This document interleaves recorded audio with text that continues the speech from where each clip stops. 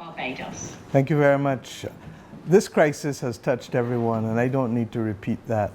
It has revealed humanity's interdependence like nothing else, and it has brought us together in a common cause.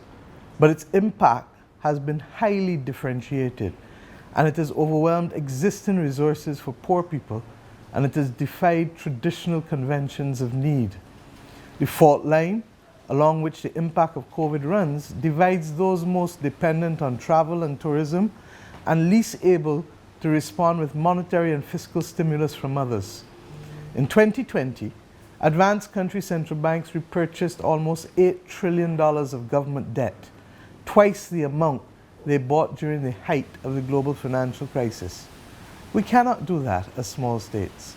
Fleeing foreign investors and credit rating downgrades have narrowed the policy space of middle-income countries and middle-income small states even further. Developing countries have been unable to spend anywhere near as much as needed to avert massive unemployment and the new poverty. And the new poverty, more often than not, is reflective in vulnerability, while the new wealth is reflected in resilience.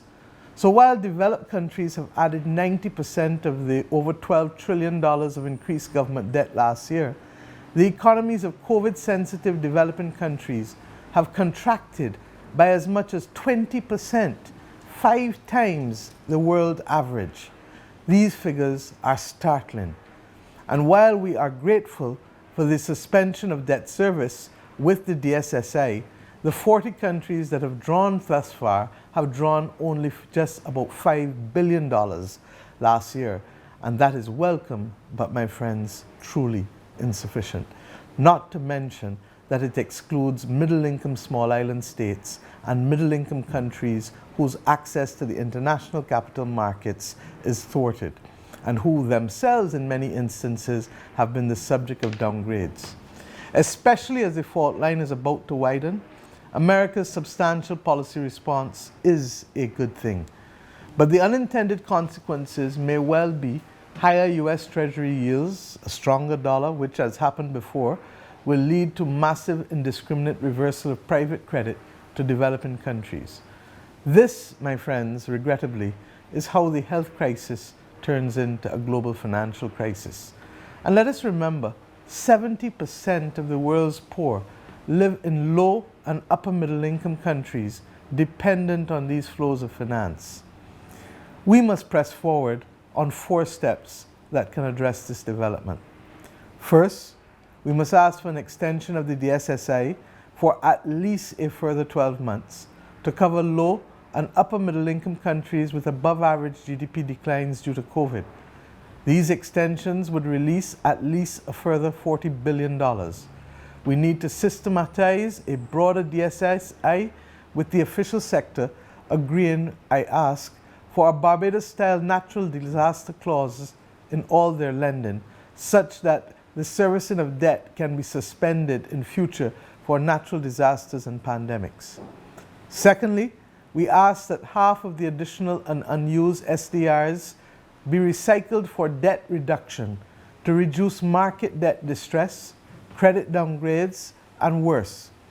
This reduction could be limited to those debts that have been built up from natural disasters and those debts that are unrooted in local policies, debts like pandemics, from hurricanes, and from droughts, if we are worried about preventing moral hazard. There is a nasty nexus, my friends, between climate change, climate crisis, I should say, and debt. Thirdly, the other half of these new and unused SDRs should be used to recapitalize development banks so that they may lend more to the private sector than they're currently doing in order to be able to drive green, sustainable, and inclusive recovery where sustainability is under most threat. And finally, fourthly, as I must do as a small island developing state that has been in the wilderness with other small island developing states for over 30 years, arguing for vulnerability to be a real criteria in determining access, for simply reminding us about how we can access only on the basis of historic per capita income has left us out in the cold for 3 decades. Now is the time for us truly to embrace vulnerability as the UN Secretary General and many of the other heads of the IFIs have done in their speeches. We need it now in reality as that criteria to determine access. Thank you, and may we at this point in 2021 seek to bring real benefits to countries that are in real need rather than simply speaking words meeting after meeting. Thank you.